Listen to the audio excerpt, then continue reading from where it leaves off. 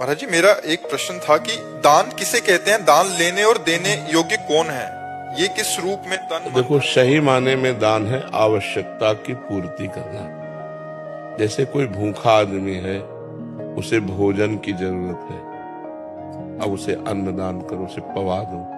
कोई बीमार आदमी है, उसे औषधि की जरूरत है।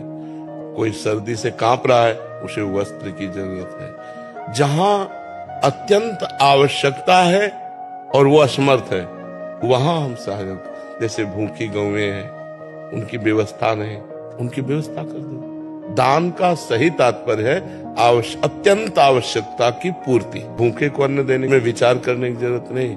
कुत्ता भी भूखा हो तो उसको भोजन करा दो, साधु भूखा हो उसको भोजन करा दो। उसमें पात्रता की जरूरत नहीं है। पात्रता रुपया देने में है।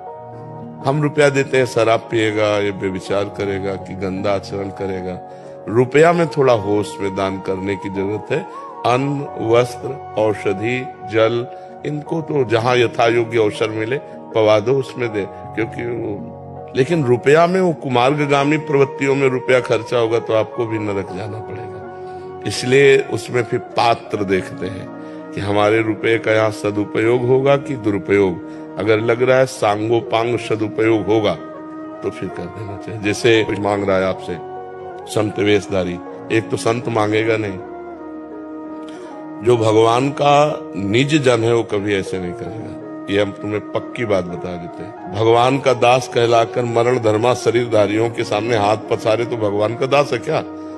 अरे भगवान की दासी है लक्ष्मी जी, और लक्ष्मी पति के हम दास हैं। कि हमें जो आवश्यकता होगी वो प्रभु देंगे, तुमसे क्या मांगने की जरूरत है? तो भगवान का भक्त या कोई संत या सन्यासी, मुझे तो नहीं लगता जो असलियत में सतमार्ग में चलता है। उसका लक्ष्य तो भगवान है, तत्व ज्ञान है। वो रुपया के लिए, न औषधि के लिए, न यात्रा के लिए पैसा मांगेगा नहीं।